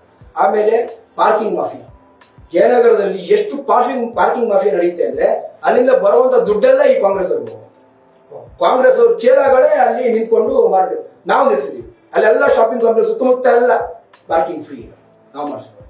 ಸೊ ನಾವು ಅವರ ಕೆಲಸ ಮಾಡ್ತಾ ಇದೀವಿ, ಅವರು ಕೇವಲ ರಿಬ್ಬನ್ ಕಟ್ ಮಾಡ್ತಾರೆ. ಈಗ ನಿಮ್ಮ ಪ್ರಣಾಳಿಕೆ ಏನು ಅಂದ್ರೆ ಏನು ಭರವಸೆಗಳನ್ನ ಕೊಡ್ತೀರಾ ನೀವು? ನಿಮ್ಮ ಸೌತ್ ಕೇಂದ್ರದಲ್ಲಿ ಏನು ನಿಮ್ಮ ಕನಸುಗಳೇನು? ಸೌತ್ ಕೇಂದ್ರದಲ್ಲಿ ಮುಖ್ಯವಾಗಿ ನಾನು ಒಬ್ಬ ಜನಪ್ರತಿನಿಧಿಯಾಗಿ ಆಯ್ಕೆಯಾದ್ರೆ ಮುಖ್ಯವಾಗಿ ನಾನು ಪ್ರತಿ ಅಸೆಂಬ್ಲಿ ಲೆವೆಲ್ ಅಲ್ಲಿ ಒಂದೊಂದು ಆಫೀಸ್ ಫಸ್ಟ್ ನಮ್ಗೆ MPLAT ಫಂಡ್ಸ್ ಒಂದು ಏನು ಬರುತ್ತೆ, ಅದರ ಮುಖಾಂತರ ಒಂದೊಂದು ಅಸೆಂಬ್ಲಿ ಲೆವೆಲ್ ಅಲ್ಲಿ ಒಂದೊಂದು ಕಚೇರಿ, ಅದರಲ್ಲಿ ಒಬ್ಬೊಬ್ರು ಇರ್ತಾರೆ ಅಟೆಂಡ್ ಮಾಡೋದಕ್ಕೆ, ಜನರ ಸಮಸ್ಯೆಗಳನ್ನ ಅಟೆಂಡ್ ಮಾಡೋದಕ್ಕೆ, ಮನೆ ಬಾಗಿಲಿಗೆ ಅವರಿಗೆ ಸೇವೆ ಕೊಡುವಂತಹ ವ್ಯವಸ್ಥೆ. ಪ್ರತಿಯೊಂದು ಗವರ್ಮೆಂಟ್ ಸ್ಕೀಮ್ ಇಲ್ಲಿ ಯಾವ ರೀತಿ ಆಗ್ತಾ ಇದೆ ಅಂದ್ರೆ, ಮೋದಿ ಗವರ್ಮೆಂಟ್ ಸ್ಕೀಮ್ ನ ಕಾಂಗ್ರೆಸ್ ಅವರು ಜಾರಿ ಮಾಡ್ತಾರೆ. ಕಾಂಗ್ರೆಸ್ ಗವರ್ಮೆಂಟ್ ಸ್ಕೀಮ್, ಕಾಂಗ್ರೆಸ್ ಕೊಟ್ಟಿರುವಂತಹ ಸ್ಕೀಮ್ ನ ಮೋದಿ ಗವರ್ಮೆಂಟ್ ಸಪೋರ್ಟ್ ಮಾಡ್ತಾರೆ. ಇದೆರಡೂ ಆಗ್ಬಾರ್ದು. ಗವರ್ಮೆಂಟ್ ಯಾವುದೇ ಇರಲಿ, ಅದು ಜನರ ಗವರ್ಮೆಂಟ್, ಯಾವುದು ಕಾಂಗ್ರೆಸ್ ಬಿಜೆಪಿ ಪಕ್ಷದ ಗವರ್ಮೆಂಟ್ಗಳಲ್ಲ. ಯಾವುದೇ ಸ್ಕೀಮ್ ಬಂದ್ರು ಅದು ಜನರಿಗೆ ತಲುಪುವಂತ ಕೆಲಸ ಮಾಡಿ, ಇದು ನನ್ನ ಪ್ರಾಮಿಸ್. ಆಮೇಲೆ ಅಲ್ಲಿ ಹಲವಾರು ಸ್ಪೆಸಿಫಿಕ್ ನಿರ್ದಿಷ್ಟವಾದ ಸಮಸ್ಯೆಗಳಿದ್ದಾವೆ. ಅಲ್ಲಿ ಹಲವಾರು EWS ಕ್ವಾರ್ಟರ್ಸ್ಗಳು ಜಯನಗರ ಭಾಗದಲ್ಲಿ, ಇನ್ನು ಬೇರೆ ಬೇರೆ ಕ್ಷೇತ್ರಗಳಲ್ಲಿ ಅಲ್ಲಿ ಹೋಗಿ ನೋಡಿದ್ರೆ ನೀವು ಚರಂಡಿ ವ್ಯವಸ್ಥೆ ಆಗಲಿ, ನೀರಿನ ವ್ಯವಸ್ಥೆ ಆಗಲಿ, ಅವ್ರು ಬದುಕ್ತಾ ಇರುವ ಒಂದು ವಾತಾವರಣ ನೀವು ನೋಡಿದ್ರೆ ಒಂಥರ ನಮಗೆ ಬೇಜಾರಾಗುತ್ತೆ. ಈ ಇತರದೊಳು ಜನ ಬದುಕ್ತಾ ಇದ್ದಾರೆ. ಎಷ್ಟು ವರ್ಷಗಳಾದರೂ ಹೋಗ್ಬಿಟ್ಟು ಯಾರು ಅದ್ರ ಬಗ್ಗೆ ಗಮನಿಸಿ, ನಾವು ಅದನ್ನು ಸರಿ ಮಾಡ್ತೀವಿ.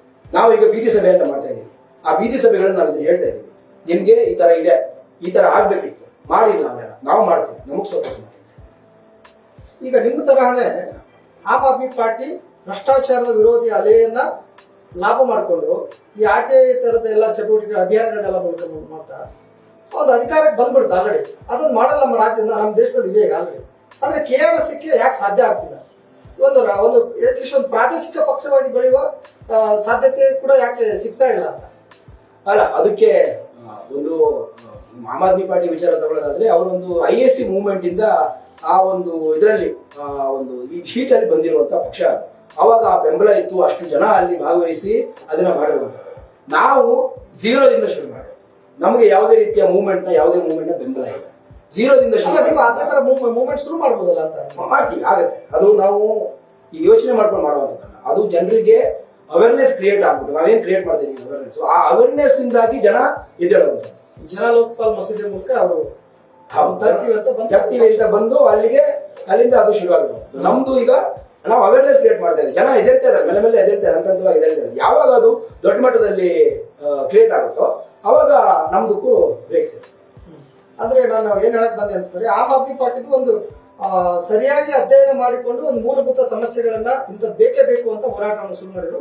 ಬಟ್ KRS ಮೇಲ್ಮಟ್ಟಕ್ಕೆ ಸಮಸ್ಯೆಗಳನ್ನ ಗುರುತಿಸಿ ಮೇಲ್ಮೇಲ್ ಮಟ್ಟಕ್ಕೆ ಅದಕ್ಕೆ ಪರಿಹಾರ ನೋಡ್ಕೊಳಕ್ಕೆ ಹೋಗ್ತಿದೀಯ ಅಂತ? ಇಲ್ಲ, ಮೇಲ್ಮಟ್ಟಕ್ಕೆ ನಾವು ಮಾಡುವಂತದ್ದು ಯಾವುದಿಲ್ಲ. ಈಗ ನೀವು ನೋಡಿದ್ರೆ ಜನ ನಮ್ಮನ್ನು ನೋಡಿದ ತಕ್ಷಣನೇ ಅವ್ರಿಗೆ ಕೇವಲ ಫೇಸ್ಬುಕ್ ಇನ್ಸ್ಟಾಗ್ರಾಮ್ ಅಲ್ಲಿ ನೋಡಿ ಮಾತ್ರ ಮಾಡೋದಲ್ಲ, ಅವ್ರಿಗೆ ಇಂಡಿವಿಜುವಲ್ ಆಗಿ ಕೂಡ ನಾವು ಸಹಾಯ ಮಾಡಿದ್ದೀವಿ.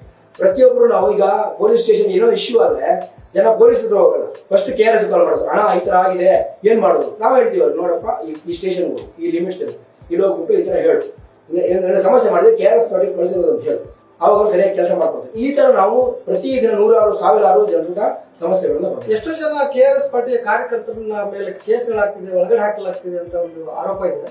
ಅಂದ್ರೆ ನೀವು ಒಂದು ಯುವ ಜನರನ್ನ ಅದಕ್ಕೆ ಬಲಿಪಶು ಮಾಡ್ತಿದ್ದೀರಾ ಅಂತ? ಬಲಿಪಶು ಆಗ್ಲೇಬೇಕು. ಒಂಥರ ಯಾವ ತರ ತ್ಯಾಗ, ಇದು ತ್ಯಾಗ ಅನ್ನೋದು ಆ ತರ ತಗೋಬೇಕು. ಬಲಿಪಶು ಅನ್ನೋದಕ್ಕಿಂತ ತ್ಯಾಗ ಅನ್ನೋ ರೀತಿ ತಗೋಬೇಕು. ಈ ಘರ್ಷಣೆಯಲ್ಲಿ ಎಲ್ಲೋ ಒಂದ್ ಕಡೆ ನಮಗೂ ಸಮಸ್ಯೆಗಳಾಗ್ತವೆ. ಆ ಸಮಸ್ಯೆಗಳನ್ನ ಎದುರಿಸಿದ್ರೆ ಮಾತ್ರ ನಾವು ಸಕ್ಸಸ್ ಆಗ್ತೇವೆ. ಆ ಸಮಸ್ಯೆಗಳನ್ನ ಎದುರಿಸಿದ್ರೆ ಅದಕ್ಕೆ ಹಿಂದೆ ಓಡೋಗ್ಬಿಟ್ರೆ ಸಕ್ಸಸ್ ಆಗೋ ಸಾಧ್ಯ. ನಾವು ಅದಕ್ಕೆ ಟ್ರೈನಿಂಗ್ ಮಾಡ್ತಾ ಇದೀವಿ. ಆತರ ಆದಾಗ ಏನ್ ಮಾಡ್ಬೇಕು, ಹೇಗೆ ಹ್ಯಾಂಡಲ್ ಮಾಡ್ಬೇಕು, ಮತ್ತೆ ನಮ್ಮ ಲಾಯರ್ಸ್ಗಳಿರ್ತಾರೆ, ಅವ್ರುಗಳ ನಮ್ಗೆ ಇಮಿಡಿಯೇಟ್ ಬೇಲ್ ಸಿಗುತ್ತೆ. ಈಗಂತೂ ಪೊಲೀಸರು ಕೇಸ್ ಹಾಕೋದು ನಿಲ್ಲಿಸ್ಬಿಟ್ರು, ಯಾಕಂದ್ರೆ ಇವರಿಗೆ ಏನು ಮಾಡಕ್ಕಾಗಲ್ಲ ನಮ್ಮ ಕೈಲಿ. ಸುಳ್ಳು ಕೇಸ್ಗಳನ್ನ ಹಾಕಿ ಇವ್ರನ್ನ ಹಿಂದೆಟಕ್ಕಾಗಲ್ಲ. ಈ ಭ್ರಷ್ಟಾಚಾರ ಅನ್ನುವಂಥದ್ದು ಒಂದು ಬೇರನ್ನು ಕೀಳಲಾಗದಷ್ಟು ಆಳವಾಗಿ ಬೇರೂರು ಒಂದು ಸಮಸ್ಯೆ ದೇಶದಲ್ಲಿ, ಭಾರತದಲ್ಲಿ. ಅದನ್ನ ನೀವು ನಿಜಕ್ಕೂ ಭ್ರಷ್ಟಾಚಾರ ಮುಕ್ತ ಭಾರತವನ್ನ ಕಟ್ಟಕ್ ಸಾಧ್ಯ ಆಗುತ್ತಾ ಒಂದು, ಮತ್ತು ನಿಜಕ್ಕೂ KRS ಪಾರ್ಟಿ ಅದನ್ನ ಈ ಅಧಿಕಾರಕ್ಕೆ ಬಂದೇ ಬರುತ್ತಾ ಇವತ್ತಿನ ಕಾಲಘಟ್ಟದಲ್ಲಿ ಅಂತ? ಜನರಿಗೆ ನಾನು ಅವಾಗಲೇ ಹೇಳಿದಾಗೆ ಅವೇರ್ನೆಸ್ ಕ್ರಿಯೇಟ್ ಮಾಡೋದು ಮುಖ್ಯ. ತುಂಬಾ ಜನರಿಗೆ ಹೇಗೆ ಮಾಡೋದು ಇದು ಅನ್ನೋದೊಂದಿದೆ. ಬೆಕ್ಕಿಗೆ ಗಂಟೆ ಕಟ್ಟೋರು ಯಾರು, ಹೇಗೆ ಅನ್ನೋದೊಂದು ಪ್ರಶ್ನೆ ಇದೆ. ನಾನು ಅದಕ್ಕೆ ಒಂದು ಸಿಂಪಲ್ ಆಗಿ ಹೇಳ್ತೀನಿ. ಈಗಿರೋ ವ್ಯವಸ್ಥೆ ಹೇಗಿದೆ ಅಂದ್ರೆ, ಭ್ರಷ್ಟರನ್ನ ಪ್ರಮೋಟ್ ಮಾಡ್ತಾರೆ. ಭ್ರಷ್ಟರು ಪ್ರಮೋಟ್ ಆಗಿ ಮೇಲ್ಗಡೆ ಹೋಗ್ಬಿಟ್ರೆ ಅವ್ರೇನ್ ಮಾಡ್ತಾರೆ, ಎಲ್ಲ ಭ್ರಷ್ಟರನ್ನೇ ಹೇಳ್ಕೊತಾರೆ. ಯಾಕಂದ್ರೆ ಭ್ರಷ್ಟ ಅವ್ನು ದುಡ್ಡು ಮಾಡ್ಬೇಕು ಅಂತ ಬಂದಿರುವಂತ. ಸೊ ಅವನೇನ್ ಮಾಡ್ತಾರೆ, ಎಲ್ಲ ದುಡ್ಡು ಮಾಡೋರನ್ನೇ ಪ್ರಮೋಟ್ ಮಾಡ್ಕೊಂಡು ಮೇಲೆ ಹಾಕ್ತಾರೆ. ನಾವೇನ್ ಮಾಡ್ಬೇಕು, ವ್ಯವಸ್ಥೆ ಪ್ರಾಮಾಣಿಕರನ್ನ ಪ್ರಮೋಟ್ ಮಾಡೋ ವ್ಯವಸ್ಥೆ ಮಾಡ್ಬೇಕಷ್ಟೇ. ಅವ್ನು ಪ್ರಾಮಾಣಿಕ ಆದವ್ರು ಏನ್ ಮಾಡ್ತಾರೆ, ಮೇಲ್ಗಡೆ ಬಂದಂತವನು ಅವನು ಉಳಿದ ಪ್ರಾಮಾಣಿಕರನ್ನೆಲ್ಲ ಮೇಲೆ ಇಟ್ಕೊಳ್ತಾರೆ. ಅವಾಗ ಆಟೋಮೆಟಿಕ್ ಆಗಿ ವ್ಯವಸ್ಥೆ ಭ್ರಷ್ಟಾಚಾರ ಮುಕ್ತ ಆಗ್ತದೆ. ಜನರಿಗೆ ಇದು ಹೇಗೆ ಮಾಡೋದು ಅನ್ನೋದು ಒಂದು ಪ್ರಶ್ನೆ ಬಂದಾಗ ನಾನು ಸಿಂಪಲ್ ಆಗಿ ಹೇಳ್ತೀನಿ, ಹೌದು ಅನ್ನೋದೊಂದು ಪ್ರಶ್ನೆ ಆಗ್ತದೆ. ಆಮೇಲೆ ನಾವು ಗೆಲ್ತೀವಾ ಅನ್ನೋದು, ಅದೇ ನಾನು ಹೇಳ್ತಲ್ಲ, ಅವೇರ್ನೆಸ್. ಜನ ಇಲ್ಲಿವರೆಗೂ ನಾವು ಪಕ್ಷ ಕ್ರಿಯೇಟ್ ಮಾಡುವಾಗ ನಮ್ಮ ಹತ್ರ ಏನು ದುಡ್ಡೇ ಇರಲಿಲ್ಲ. ಈಗ ಜನ ನಾವು ಯಾವುದೋ ಒಂದು ಅಭಿಯಾನ ಮಾಡ್ತೀವಿ, ಬೈಕ್ ರ್ಯಾಲಿ ಮಾಡ್ತೀವಿ, ಚುನಾವಣೆ ಮಾಡ್ತೀವಿ ಅಂದಾಗ ಜನ ಬಂದು ದುಡ್ಡು ಕೊಡ್ತಾರೆ. ಇದು ಅವೇರ್ನೆಸ್ ಕ್ರಿಯೇಟ್ ಆಗಿರೋದ್ರಿಂದ ಅವರಾಗೆ ಬಂದು ಬೇರೆ ಯಾವ ರಾಜಕೀಯ ಪಕ್ಷಕ್ಕೂ ಕೊಡ್ತಾ ಇಲ್ಲ. ಇವರೆಲ್ಲ ಇಲೆಕ್ಟೋರಲ್ ಬಾಂಡ್ಸ್ ಅಲ್ಲಿ ಯಾರ್ಯಾರಿಗೆ ಯಾರ್ಯಾರ ವಸೂಲಿ ಮಾಡ್ಬೇಕು ಅಂತ ನೋಡ್ಕೊಂಡು ಯಾರ್ಯಾರ ಕೇಸ್ ನೋಡ್ಕೊಂಡು ಫಸ್ಟ್ ಇವನಪ್ಪ ನೆಕ್ಸ್ಟ್ ಇವನು ಪ್ರಯಾರಿಟಿ ಮಾಡ್ಕೊಂಡು ಇವನ ಹತ್ರ ಹೋಗು ಅವನ ಹತ್ರ ಹೋಗು ಅಂತ ಮಾಡ್ಕೊಂಡು ಇಡಿ ಕೇಸ್ ಸ್ಲೋ ಆಗ್ಬೇಕಾ ನನ್ನ ಅಕೌಂಟಿಗೆ ದುಡ್ಡು ಬರೋದು. ಇಷ್ಟೇ ಈ ವಸೂಲಿ ದಂಧೆ ನಮ್ಮ ಹತ್ರ ಏನಿದ್ರು ಜನರ ಹತ್ರ ಜನತಾ ಬಾಂಡ್ ಮೂಲಕ ನಾವು ದುಡ್ಡು ಕೇಳಿ ಜನರ ಹತ್ರ ದುಡ್ಡು ಕೇಳಿ ಪಕ್ಷ ನಡೆಸ್ತಾ ಇದ್ವಿ, ಜನನೇ ಗೆಲ್ಲಿಸ್ತಾ ಇದ್ವಿ. ಇದು ನಿಮ್ಮ ಪಕ್ಷಕ್ಕೆ ಅಥವಾ ನಿಮ್ಗೆ ಸಂಬಂಧಪಟ್ಟ ಪ್ರಶ್ನೆ ಅಲ್ಲ. ಈಗ ಅಂದ್ರೆ ನೀವು ನಿಮ್ಮ ಪಾರ್ಟಿಯಿಂದ ಬಹುತೇಕ PM ಕ್ಯಾಂಡಿಡೇಟ್ ಯಾರು ಇಲ್ಲದಕ್ಕಾಗಿ ನಿಮ್ಗೆ ಒಂದು ಆಯ್ಕೆ ಕೊಡ್ತೀನಿ ನಾನು. ಈಗ ಮೋದಿನ ಅಥವಾ ರಾಹುಲ್ ಗಾಂಧಿ ಅವರ ನಾವು ಯಾರನ್ನು ಆಯ್ಕೆ ಮಾಡಕ್ಕೆ ನಾವು ಮುಂದಾಗಲ್ಲ. ಮತ್ತೆ ಯಾರು ಕ್ಯಾಂಡಿಡೇಟ್ ಆಗ್ಬೇಕಲ್ಲ ಸರ್? ಕ್ಯಾಂಡಿಡೇಟ್ ಆಗ್ತಾರೆ, ಕ್ಯಾಂಡಿಡೇಟ್ ಜನ ನಿರ್ಧಾರ ಮಾಡ್ತಾರೆ. ಈಗ ಇಂಡಿಯಾ ಅಂತ ಒಂದಾಗಿದೆ, ಈ ಕಡೆಯಿಂದ ಬಿಜೆಪಿ ಪ್ಲಸ್ NDA ಇದೆ ಆಯ್ತಲ್ವಾ. ಈ ಎರಡೂ ಬೇರೆ ಬೇರೆ ರಾಜ್ಯಗಳಲ್ಲಿ ಓಟ್ಗಳಾಗ್ತವೆ, ಇದರಿಂದ ನಿರ್ಧಾರ ಆಗುತ್ತೆ. ಆದ್ರೆ ನಾವು ಮಾಡ್ಬೇಕು ಅಂತಿರುವಂತದ್ದು ಕರ್ನಾಟಕದ ಜನರಿಗೆ ಆಯ್ಕೆ ಕೊಡಬೇಕು, ಪರ್ಯಾಯ ಕೊಡಬೇಕು ಅಂತ ನಾವು ಮಾತಾಡ್ತೀವಿ. PM ನ ಆಯ್ಕೆ ಮಾಡೋದು ಆಯ್ಕೆ ಮಾಡದೇ ಇರೋದು ಅದು ಜನರಿಗೆ ಬಿಟ್ಟಿರುವಂಥದ್ದು. ಎಲ್ಲ ಇದೆಯಲ್ಲ, ಎದುರುಗಡೆ ಇದೆಯಲ್ಲ ಚಾಯ್ಸು. ನಿಮ್ಗೆ ಇಂಡಿಯಾ ಬೇಕಾ, NDA ಬೇಕಾ, ಅಥವಾ ಕರ್ನಾಟಕಕ್ಕೆ KRS ಬೇಕಾ? ಓಕೆ, ಕರ್ನಾಟಕ KRS ಇದೆ ಅನ್ಕೊಳ್ಳ. ನಾನ್ ದೇಶದಲ್ಲಿ ಕೇಳ್ತಾ ಇರೋದು, ದೇಶದಲ್ಲಿ ಈ ಮೋದಿ ಬಿಜೆಪಿ ಅಥವಾ ಕಾಂಗ್ರೆಸ್ ಅಂತ ಬಂದಾಗ ಈ ಕುಟ್ರಲ್ಲಿ ಬೆಳಗನ್ ಬೆಸ್ಟ್ ಅನ್ನೋದ್ ರೀತಿಯಲ್ಲಿ ಯಾರಿಗೆ ವೋಟ್ ಹಾಕ್ಲಿಕ್ಕೆ ನೀವು ಹೇಳ್ತೀರಿ? ನಾವು ಯಾರಿಗೂ ವೋಟ್ ಹಾಕಕ್ಕೆ ಹೇಳಲ್ಲ, ಯಾಕಂದ್ರೆ ನಾವು ನಮ್ಗೆ ಬೆಸ್ಟ್ ಬೇಕು ಅಂತ ಹೇಳಿದ್ರು. ಕುರುಡರಲ್ಲಿ ಬೆಳಗಣ್ಣು ನಮ್ಗೆ ಬೇಡ, ನಮಗೆ ಸರಿಯಾಗಿ ನೋಡುವಂತ ಯಾರಿದ್ದಾರೆ? ನಾವೇ ಇದೀವಲ್ಲ ಬೆಸ್ಟ್. ನೀವು PM ಕ್ಯಾಂಡಿಡೇಟ್ ಇಲ್ವಲ್ಲ? PM ಕ್ಯಾಂಡಿಡೇಟ್ ಬೇಕಾಗಿಲ್ಲ.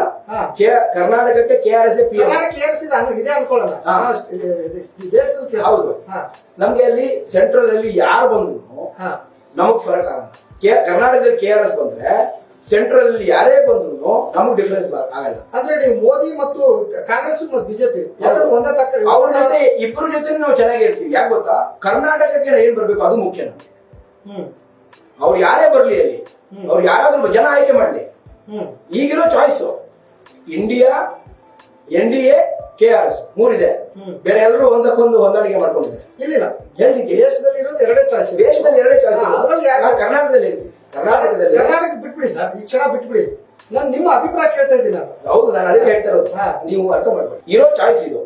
ನಾವು ಯಾರ ಜೊತೆನೂ ಇಲ್ಲ, ಯಾರ ಪರವಾಗಿನೂ ಬ್ಯಾಟಿಂಗ್ ಮಾಡ್ತಾರೆ ಆಯ್ತಲ್ವಾ. ನಾವು ಕರ್ನಾಟಕದ ಜನ ಪರ ಬ್ಯಾಟಿಂಗ್ ಮಾಡ್ತೀವಿ. ಇಷ್ಟೇ ನಮ್ದಿರೋದು. ಕರ್ನಾಟಕದಲ್ಲಿ ಒಂದು ಮಾದರಿ ಕ್ರಿಯೇಟ್ ಮಾಡಬೇಕು, ಇದನ್ನ ಇಡೀ ದೇಶದ ಜನ ರಿಪ್ಲಿಕೇಟ್ ಮಾಡ್ಬೇಕು ಅಂತ ನಾವು ಮಾಡ್ತಾ ಇರೋದು ಆಯ್ತಾ. ಅಲ್ಲಿ PM ಯಾರೇ ಇರಲಿ, PM ಯಾವುದೇ ಪಕ್ಷದವರು, ಇಲ್ಲಿ ನಾವು ಬಿಜೆಪಿಯವರ ಕೋಮುವಾದ ಆಗೋದಕ್ಕೆ ಬಿಡೋದಿಲ್ಲ, ಕರ್ನಾಟಕದಲ್ಲಿ ಕಾಂಗ್ರೆಸ್ ಅವರ ಭ್ರಷ್ಟಾಚಾರ ಆಗೋದಕ್ಕೆ ಬಿಡೋದಿಲ್ಲ. ಇದು ನಮ್ಮ ವಾದ. ನಮ್ಗೆ ಅದು ಮ್ಯಾಟರ್ ಆಗಲ್ಲ. ಅಲ್ಲಿ ಯಾರೇ ಇರೋದು ಕೋಮುವಾದ, ಜಾತೀಯತೆ ಅನ್ನೋದು ಒಂದು ಸಾಮಾಜಿಕ ಭ್ರಷ್ಟಾಚಾರ. ಇದು ನೀವು ಮಾತಾಡ್ತಾ ಇರೋದು ಕಾಣುವಂತ ಭ್ರಷ್ಟಾಚಾರ ಆಫೀಸ್ಗಳಲ್ಲಿ. ಈ ಸಾಮಾಜಿಕ ಭ್ರಷ್ಟಾಚಾರ ಅನ್ನುವಂಥದ್ದು ಈ ದೇಶದಲ್ಲಿ ತಲಾಂತರದ ಸನಾತನ ಕಾಲದಲ್ಲಿ ನಡ್ಕೊಂಡ್ ಬಂದಿರೋದು. ಅದ್ರ ಬಗ್ಗೆ ಯಾರು ಎಷ್ಟು ಅದರಿಂದ ಎಷ್ಟು ಅನ್ಯಾಯ ಆಗಿದೆ ಅನ್ನೋದು ಗೊತ್ತಿಲ್ಲ. ಸೊ ಹಂಗಾಗಿ ನೀವು ಜಾತೀಯತೆ ಅಥವಾ ಕೋಮುವಾದವನ್ನು ಬೆಂಬಲಿಸುವ ಮೋದಿನ ಮತ್ತು ಅಥವಾ ಕಾಂಗ್ರೆಸ್ ಎರಡನ್ನೂ ಒಂದೇ ತಕ್ಕಡಿಯಲ್ಲಿ ಒಂದೇ ತರ ನೋಡ್ತೀರಾ? ಹೌದು, ಇಬ್ಬರನ್ನು ಒಂದೇ ತಕ್ಕಡಿಯಲ್ಲಿ ನೋಡುವಂಥದ್ದು. ಆ ಇಬ್ಬರು ರಾಜಕಾರಣ ನಮ್ಗೆ ಇಷ್ಟ ಇಲ್ಲ. ಇಬ್ಬರು ರಾಜಕಾರಣ ಬೇಡ ಅಂತ ನಾವು ಹೇಳೋದು. ಆದ್ರೆ ನಾವು ಅಲ್ಲಿ ನೀವು ಹೇಳಿದಾಗ PM ಆಗುವ ಸ್ಥಿತಿಯಲ್ಲಿ ಇಲ್ಲದೆ ಇರೋದ್ರಿಂದ ಅವ್ರು ಯಾರೇ ಬರಲಿ, ಅವ್ರು ಯಾವ ಸ್ಕೀಮ್ಗಳನ್ನ ಜಾರಿಗೊಳಿಸ್ತಾರೆ ಜನರಿಗೋಸ್ಕರ ಅದನ್ನ ಸರಿಯಾಗಿ ಜಾರಿಗೊಳಿಸೋದ್ರ ಕೆಲಸ ಮಾಡೋ ಜವಾಬ್ದಾರಿ ನಾವು. ಮತ್ತೆ ನಮ್ದೇ ಸ್ಕೀಮ್ಗಳು ಇದೇನಿದೆ ಅದು ನಾವು ಮಾಡ್ತೀವಿ. ಸೊ ಆ ಜವಾಬ್ದಾರಿಯನ್ನು ನಾವು ಹೊತ್ಕೊಳ್ತೀವಿ. ಸೊ ಅದರಿಂದಾಗಿ ಈ ಇಬ್ಬರು ರಾಜಕಾರಣ ನಾವು ತೊಲಗಿಸಬೇಕು ಅಂದ್ರೆ ನಾವು ಹೊರಟಿದ್ದೀವಿ. ಯಾರ ಪರವೂ ನಾವಿಲ್ಲ. ಧನ್ಯವಾದಗಳು ಸರ್. ಕೊನೆಯದಾಗಿ ನಿಮ್ಮ ಕ್ಷೇತ್ರದ ಮತದಾರರಿಗೆ ರಾಜ್ಯದ ಜನತೆಗೆ ಏನ್ ಹೇಳಕ್ ಬಯಸ್ತೀರಾ? ಕೊನೆಯದಾಗಿ ಯಾಕೆ ವೋಟ್ ಹಾಕ್ಬೇಕು ಅಂತ ಕೇಳ್ಕೊತೀರಾ? ಅದನ್ನೇ. ಸೊ ಎಲ್ಲರಲ್ಲೂ ಕೇಳ್ಕೋದು ಏನಂದ್ರೆ, KRS ಪಾರ್ಟಿ ಅನ್ನುವಂಥದ್ದು ಕೇವಲ ಇವತ್ತು ಬಂದು ನಾಳೆ ಹೋಗುವ ಪಕ್ಷ ಅಲ್ಲ. ರವಿಕೃಷ್ಣ ರೆಡ್ಡಿ 2008ರಿಂದ ಇವತ್ತಿನವರೆಗೂ ಒಂದು ದಿನನೂ ಕೂತಿಲ್ಲ, ಒಂದು ದಿನ ಕೆಲಸ ನಿಲ್ಲಿಸಿಲ್ಲ. ಆ ಒಂದು ಪ್ರಯತ್ನದ ಕಾರಣಕ್ಕೆ KRS ಅನ್ನುವಂತಹ ಒಂದು ಶಕ್ತಿ ಹುಟ್ಟಿರುವಂಥದ್ದು. ಆ ಶಕ್ತಿಯನ್ನ ಬೆಂಬಲಿಸಿ ಶಕ್ತಿ ತುಂಬಿ ಇನ್ನೂ ದೊಡ್ಡ ಶಕ್ತಿಯನ್ನಾಗಿ ಮಾಡುವಂತ ಕೆಲಸ ಕರ್ನಾಟಕದ ಜನ ಮಾಡಬೇಕು. ನಾವು ಕರ್ನಾಟಕದ ಜನರಿಗೆ ಈ ಶಕ್ತಿ ಯಾಕೆ ಕೊಡ್ತಾ ಇದೀವಿ ಅಂದ್ರೆ, ಕರ್ನಾಟಕ ಒಂದು ಶ್ರೀಮಂತ ರಾಜ್ಯ. ಈಗ ಬಡವರು ಅವ್ರ ಜೀವನದಲ್ಲಿ ಎಕ್ಸ್ಪೆರಿಮೆಂಟ್ ಮಾಡಕ್ ಆಗಲ್ಲ. ಶ್ರೀಮಂತರಾಗಿರುವಂತವ್ರು ಈ ಒಂದು ಮಾದರಿ ನಾವೇನ್ ಕ್ರಿಯೇಟ್ ಮಾಡಬೇಕು ಅಂತ ಇದ್ದೀವಿ, ಇಡೀ ದೇಶಕ್ಕೇನೆ ಒಂದು ಮಾದರಿಯಾಗುವಂತಹ ಒಂದು ವ್ಯವಸ್ಥೆಯನ್ನು ನಾವು ಕಟ್ಕೊಂಡು ಬೇರೆ ಇಡೀ ದೇಶದಲ್ಲಿ ಬೇರೆ ರಾಜ್ಯದವರು ಕೂಡ ಇದನ್ನು ರಿಪ್ಲಿಕೇಟ್ ಮಾಡುವಂತಹ ವ್ಯವಸ್ಥೆಯನ್ನು ನಾವು ಮಾಡಬೇಕಾಗಿದೆ. ಸೊ ಅದರಿಂದಾಗಿ ಕರ್ನಾಟಕದ ಜನ ಕನ್ನಡಿಗರು ನಮ್ಗೆ ಸಪೋರ್ಟ್ ಮಾಡಬೇಕು. ಈ ಪ್ರಾದೇಶಿಕತೆ ಅನ್ನೋದು ತುಂಬಾ ಮುಖ್ಯ ಆಗುತ್ತೆ. ಯಾಕಂದ್ರೆ ನಾವು ತಗೊಂಡ್ರ ವಿಚಾರದಲ್ಲಿ ಪ್ರಾದೇಶಿಕತೆ ಪ್ರಮುಖವಾಗಿದೆ. ಎಲ್ಲ ಒಂದೇ ತರ ಇರಬೇಕು ಅಂದ್ರೆ ಇಡೀ ಇಂಡಿಯಾ ವೈವಿಧ್ಯಮಯವಾದ ದೇಶ, ಎಲ್ಲರೂ ಒಂದೇ ತರ ಇರೋದಕ್ಕೆ ಸಾಧ್ಯ ಇಲ್ಲ. ಆಯಾ ರಾಜ್ಯದ ಮತ್ತೆ ಆ ಭಾಗದ ಪ್ರಾದೇಶಿಕತೆ, ಆ ಸಂಸ್ಕೃತಿ ಎಲ್ಲರೂ ನಾವು ಉಳಿಸ್ಕೊಂಡು ಹೋಗ್ಬೇಕು. ಈಗ ಇರುವಂತ ಗವರ್ಮೆಂಟ್ಗಳು ಏನ್ ಮಾಡ್ತಾ ಇದಾವೆ ಅಂದ್ರೆ ಎಲ್ಲರೂ ಒಂದೇ ತರ ಇರಬೇಕು, ಎಲ್ಲರೂ ಒಂದೇ ಭಾಷೆ ಮಾತಾಡಬೇಕು, ಅದೆಲ್ಲ ಸಾಧ್ಯ ಇಲ್ಲ. ಅವರವರ ಭಾಷೆ, ಅವರವರ ಸಂಸ್ಕೃತಿ, ಅವರವರ ಏನಿದೆ ಒಂದು ರಿಚುವಲ್ಸ್, ಅವರೆಲ್ಲ ಅದನ್ನ ಉಳಿಸ್ಕೊಂಡು ಬೆಳೆಸ್ಕೊಂಡು ಹೋಗ್ಬೇಕು. ಅಂತಹ ಒಂದು ಮಾದರಿ ಭ್ರಷ್ಟಾಚಾರ ಮುಕ್ತ ಪ್ರಾಮಾಣಿಕ ಆಡಳಿತದ ಪ್ರಾದೇಶಿಕ ಹಿತಾಸಕ್ತಿಯ ಮಾಡೆಲ್, ಇದನ್ನ ನೀವು ಬೆಂಬಲಿಸಬೇಕು.